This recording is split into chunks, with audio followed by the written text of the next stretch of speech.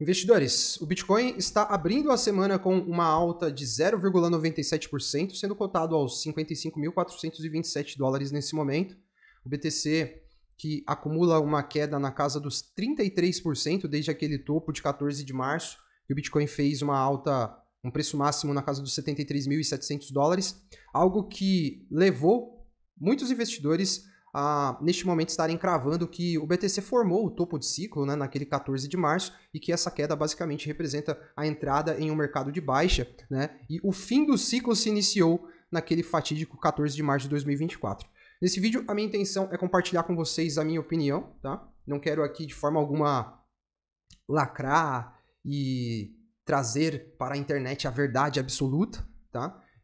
Eu sou um cara humilde perante a incerteza do mercado e respeito essa divergência constante que acontece entre opiniões. Eu sei que eu vou encontrar caras absolutamente inteligentes concordando comigo e caras absolutamente inteligentes discordando de mim, ambos com bons argumentos, tá? E no fim do dia, eu, Adriano, não vou ser inimigo de ninguém. O que eu vou propor é que, concordando ou não comigo, a gente tome uma cerveja lá na Vila Madalena, certo?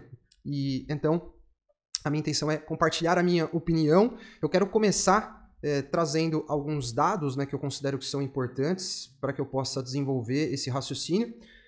Eu poderia entupir essa análise com muitos dados, tá, para justificar a minha visão. Poderia fazer uma live de 1 hora aqui só mostrando dados, mas enfim, escolhi apenas alguns para colocar para vocês, investidores, que eu não acredito que nós estamos entrando em um mercado de baixa, tá? Independente da narrativa de recessão ou não. Eu acho que se o mercado entrar em uma recessão, a gente vai basicamente, se as economias entrarem em recessão, porque quem entra em recessão não é o mercado. Se os principais blocos econômicos entrarem em recessão e o mercado precificar isso, eu acredito que a gente vai estar basicamente atrasando um pouco o movimento de precificação que vai acontecer para os ativos da indústria de blockchains e criptografia, incluindo Bitcoin e vários tokens de blockchains e protocolos que hoje a gente investe, tá? E aí, esses dados, eles corroboram para essa visão, tá? De que esses ativos não foram precificados ainda. A gente não teve a precificação máxima que esses ativos vão atingir durante esse ciclo de crescimento. Os ativos não chegaram nem 60% daquilo que eu entendo como a precificação justa, né? Claro que a gente sabe que o mercado, quando entrar em euforia, ele vai ultrapassar a barreira do justo, e aí a gente vai passar a ver preços irracionais com ativos muito mais valorizados do que aquilo que eles realmente deveriam ser, né? Mas o ponto é que, olhando esse gráfico aqui, a gente tem basicamente 9,81% do ciclo do Bitcoin, considerando o halving como ponto de partida, já concluído, tá? E o que eu coloco para vocês aqui, o mercado não precificou o choque de oferta que o Bitcoin teve, tá? Aqueles 73.700 dólares, eles foram atingidos em um momento em que a rede do Bitcoin ainda produzia algo em torno de 900 Bitcoins por dia, certo? O halving não tinha acontecido ainda. Aquele preço máximo foi atingido antes do halving, né? E essa oferta foi cortada pela metade. Hoje a gente tem algo em torno de 450 Bitcoins sendo colocados em circulação, e esse efeito do choque entre oferta e demanda ainda não aconteceu. O Bitcoin ainda não precificou o halving que aconteceu, né? E um outro fator também que eu entendo que não faz o menor sentido o mercado ter formado um topo de ciclo em março é basicamente o fato da gente hoje, em agosto, esse gráfico aqui é um gráfico de agosto, tá? Ele é atualizado mensalmente, a gente ainda está com o mês de setembro rolando, mas a gente tem o número de endereços ativos entre todas as blockchains do mercado, né? E basicamente nós tivemos um crescimento, investidores, de 783%. A gente chegou a repercutir isso aqui no canal já, não tem muito tempo, né? Se a gente considerar o número de endereços ativos que a gente tinha em janeiro de 2021 com o número de endereços ativos que a gente tem hoje, esse número cresceu 783%, e o valor de uma rede é relativo ao quadrado do número de usuários que ela possui. Não faz o menor sentido que hoje a gente tenha esses ativos da indústria sendo precificados com valores abaixo de quando eles tinham uma base de usuários muito menor.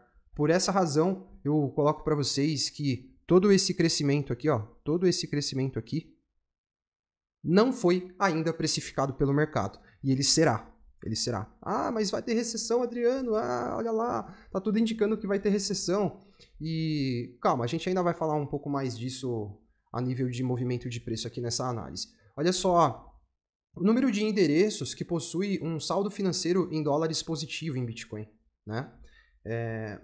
Isso aqui basicamente nos remete à adoção do Bitcoin, né? Isso aqui é adoção. Olha só. No último topo de ciclo, a gente tinha basicamente esse indicador aqui nesse ponto. Ou seja, tudo isso aqui foi crescimento em adoção. Esse crescimento foi precificado? Não foi. O preço atingiu os patamares próximos daquele ponto em que a gente tinha uma base de usuários muito menor, né? O mercado de investidores não precificou isso aqui, tá? Não precificou. Ainda quando a gente olha outros indicadores, dá uma olhada aqui no número de endereços que possuem um saldo acima de 100 mil dólares, tá? Isso aqui basicamente é relativo à adoção e à confiança dos investidores que estão aportando cada vez mais grana em BTC, né? Isso aqui para um brasileiro é o quê? 500, quanto que tá o dólar hoje? Vamos colocar, vou arredondar para 5,50 que eu não sei quanto tá. 550 mil reais em Bitcoin dentro de uma carteira, né? Olha só. E como a gente pode ver aqui, enfim, nós atingimos patamares históricos muito além daquilo que a gente tinha quando o Bitcoin formou o topo de ciclo passado. A gente ultrapassou por muito, né? Então, a adoção aqui por parte de investidores que têm uma confiança em aportar grana importante do Bitcoin só cresce, né? E um outro ponto também que me leva a acreditar que a gente não teve aí um topo de ciclo se formando é o fator alavancagem. O que coloca o mercado cripto em um bear market é a desalavancagem do mercado. Quando a gente tem um movimento de bull run acontecendo, essa alavancagem atinge patamares tão absurdos que a gente leva um período, cara, de um ano e meio desalavancando isso, tá? E como a gente pode ver aqui, a gente teve um crescimento em relação à alavancagem no mercado muito baixa em relação ao topo do ciclo anterior. A gente teve um crescimento de apenas 58% no Open Interest. Tá? Eu estou falando aqui de atividade do mercado de varejo. Só que isso aqui, no mercado institucional, que é o que movimenta até mais o preço do Bitcoin, é a mesma coisa. É a mesma coisa. A gente tem crescimentos dos mesmos patamares. O mercado se alavancou muito pouco. O mercado não se alavancou o suficiente para a gente passar por um processo corretivo de desalavancagem de anos, de um ano e meio, tá? Olha só o crescimento que a gente teve no ciclo passado e aqui a gente não está nem falando do topo de 2017, tá? É o crescimento daqui, ó. De fevereiro de 2020 até o topo lá em março de 2021. Tá? Se a gente pegar do topo do ciclo anterior, que seria até o mais correto aqui nesse chart, para a gente fazer um paralelo de topo a topo, como a gente está fazendo aqui, esse número vai ser muito maior do que 800%. E é isso que faz com que o mercado fique desalavancando, com um monte de empresa quebrando, com protocolos insustentáveis quebrando, né? A gente está muito distante de um cenário como esse. A gente não viu o mercado se alavancar o suficiente para a gente entrar em um mercado de baixa ainda. Né? E a confiança do smart money segue só crescendo no Bitcoin. Né? Olha só a acumulação por grandes investidores. Tá? Opa, olha só. A gente segue em escalada, né, investidores? Seguimos em escalada. Olha a quantidade de Bitcoins que estão sendo holdados hoje por empresas de capital aberto. Olha isso. A adoção institucional segue feroz, né? Segue feroz. Ela segue na crescente.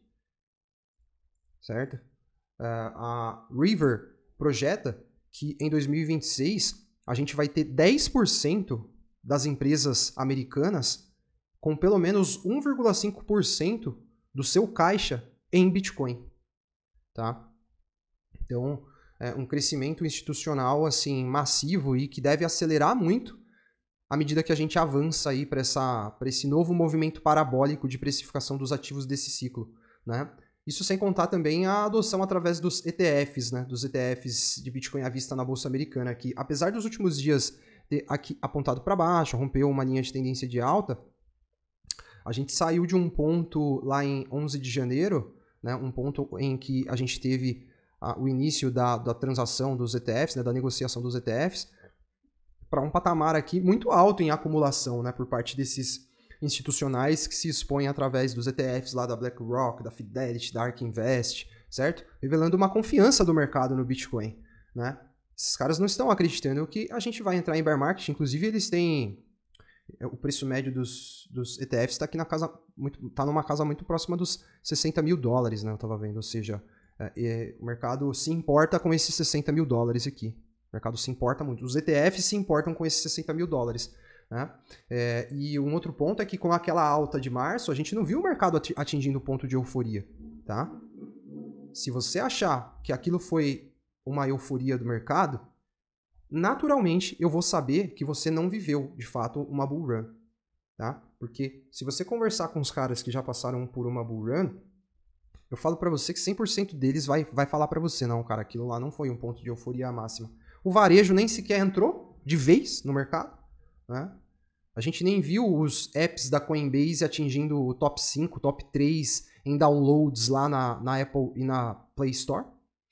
Nós, em março, atingimos um ponto de otimismo, que ainda nem nos colocou naquela fase mais intensa do sentimento positivo do mercado. Né? A gente saiu da raiva e foi lá para o otimismo, e aí com esse processo corretivo, em função do ciclo ter se antecipado muito, a gente retornou aqui para alguns patamares. Aí a galera se divide aqui, né? Tem gente que já tá na raiva e perdeu a esperança. Inclusive, nossa, tem bastante gente, tô vendo bastante gente assim desesperada aí nos comentários, né? Comentários até de outros canais também. Mas a gente tem bastante gente que segue aqui nesse cenário de crença e esperança. Eu acho que otimismo nem tanto, o otimismo vai voltar quando a trajetória dos preços voltar a ser ascendente a curto prazo, mas o ponto é que a gente ainda está distante de atingir aquele ponto de euforia quando a gente fala do sentimento do mercado, né? E essa descrença, ela acontece em função do drawdown do Bitcoin, né? Bitcoin, como mostrei para vocês no início da análise, chegou a cair 33%, mas vejam que isso é um comportamento muito normal do BTC em ciclos de alta, né? Sendo que no ciclo passado a gente teve o crash da pandemia lá, o crash da Covid, que fez com que aquele drawdown fosse assim, tipo, meio que histórico, né, no Bitcoin. E por enquanto a gente segue em patamares aqui muito parecidos com aquilo que a gente observa de um comportamento natural do Bitcoin, né, nos ciclos de alta. E é muito natural. Caiu, a galera desanima, brother. É dinheiro, nós estamos falando de dinheiro. Se tem uma coisa que mexe com o psicológico de uma pessoa, é a família dela, é o dinheiro, enfim, estuda a psicologia do mercado e você vai entender do que eu tô falando. Existem fatores que mexem demais com a cabeça de uma pessoa. Dinheiro é um. E aí, a pessoa ganhou dinheiro, ele se sente o super-homem, tá ligado? Aí ele perdeu o dinheiro se desvalorizou, ele acha que tudo não passa de uma roubada e que ele é um loser. Ele perde a confiança naquilo que ele está fazendo, enfim. O dinheiro realmente exerce um poder de influência psicológica muito grande, né? Mas como a gente pode ver aqui, e olhando dados, olhando para esse cenário de uma forma racional, a gente vê que tudo se assemelha muito com o que a gente viveu, inclusive, em 2017. Em 2017 a gente teve mais quedas ainda, foram mais oportunidades com quedas nesses patamares, né? Mas tudo bem no Bitcoin e é normal um cenário de desânimo e pessimismo, já que o Bitcoin vem acumulando quedas aqui há 6 meses já, né, investidores? Praticamente 6 meses, né? Quedas que chegaram a bater os 33%, enfim. E muitos acham que uma tendência de alta só tem alta, porque a tendência de alta leva o alta no nome, ele acha que só sobe, mas a realidade é que as tendências de alta, elas são formadas por movimentos assim, ó. Ele sobe aqui, aí ele sobe aqui, aí ele sobe aqui, aí ele sobe aqui. Aí nesse intervalo a gente tem os momentos que são assim, ó, assim, tá vendo? Assim. A gente tem esses intervalos aqui. Aí nesses intervalos aqui é onde o preço vai fazendo assim, ó. Ele sobe aqui assim e tal, aí ele cai aqui, aí a descrença, aí desanima. Aí ele sobe de novo aqui, aí ele faz assim, aí desanima, a galera desanima, aí ele faz assim, engana todo mundo, a galera se alavanca, é liquidado. Aí ele vai e faz assim de novo, aí ele faz assim. Aí nesses períodos aqui, a galera desanima novamente, até que ele vai e faz assim novamente. Aí Aí quem entrou aqui desanima, fala que é topo de ciclo e não sei o quê, até que vai chegar um momento em que vai ser o topo de ciclo mesmo. Mas esse momento aqui do Bitcoin não é o topo de ciclo. Não é o topo de ciclo do BTC. Não é o topo final, certo? E o pessoal fala, mas com a recessão, Adriano, a gente pode ter uma queda estendida, e aí, como é que faz? E se a gente tiver uma queda de 6 meses no S&P? Basicamente, caras, o que vai acontecer é um atraso, né? Não sei nem se dá para chamar de atraso, porque a janela para a gente ver o Bitcoin formando o topo do ciclo, vocês que estão aqui comigo já, que acompanham as análises diariamente, vocês sabem qual é o prazo final, que eu ia falar, pô, acho que tá dando errado, hein, caras? É final do ano que vem. É final do ano que vem, tá? Então, para mim, se o mercado começa a precificar uma recessão, o que eu acredito que o mercado pode realmente fazer com o Bitcoin, se rolar um drop aí, alguma precificação para baixo, é algum tipo de recuperação em V, igual aconteceu lá na pandemia. Tá? Eu não acho que vai ser pior que a pandemia, não, de verdade. Quem estava lá no mercado em 2020, brother, nunca esquece daquilo. Foi muito mais difícil. Tá?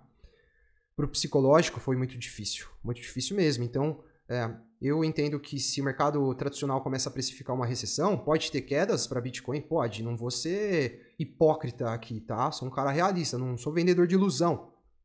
A gente pode ter quedas, mas o meu ponto é que, mesmo assim, esse movimento vai ser recuperado e o Bitcoin vai formar um novo topo de ciclo até o final do ano que vem, acima daqueles 74 mil dólares lá, acredito eu que acima dos 100 mil dólares, a gente monitora entre 150 e 200 mil dólares, ou seja, a crença, investidores, segue inabalável, né? Esses movimentos de curto prazo não afetam toda a análise e a conclusão que a gente faz olhando dados e, enfim, a tese segue em frente, né?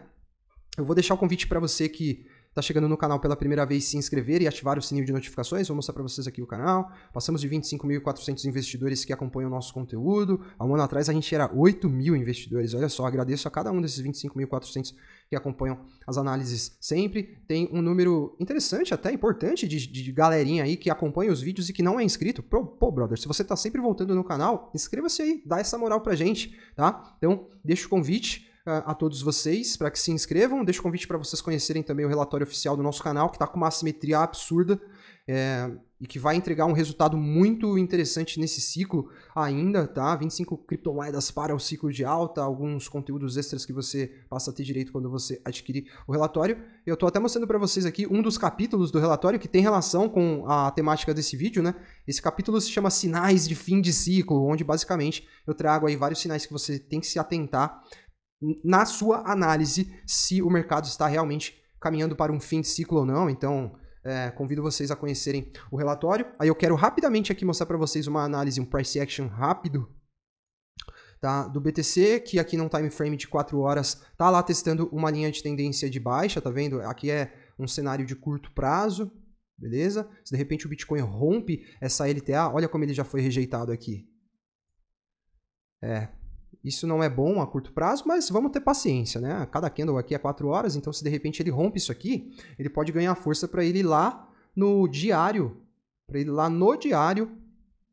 quem sabe, retestar a casa dos 60 mil dólares novamente. Olha esse estudo. Esses estudos foram compartilhados hoje de manhã com os nossos membros do canal do Telegram. Também deixo o convite para vocês participarem do nosso canal exclusivo para membros no Telegram. Então, isso aqui foi compartilhado com eles hoje cedo e, como a gente pode ver aqui, a gente tem, então, uma linha de tendência de baixa no Bitcoin, certo? O Bitcoin fez um teste nessa linha aqui, nessa última oportunidade, que foi na sexta-feira, beleza? E aí, a gente entende que, caso o Wall Street, principalmente o S&P, dê uma respirada e inicie um movimento de recuperação das quedas que a gente teve na semana passada, a gente pode, quem sabe, ver então o Bitcoin fazendo um movimento de recuperação também. Esse movimento de recuperação, se realmente encaixar, ele pode levar o Bitcoin lá para perto da casa dos 60 mil dólares novamente, que é onde a gente vai ter a resistência aqui, tá vendo? A linhazinha branca tracejada, certo? Então a gente vai seguir monitorando aqui para ver o que acontece.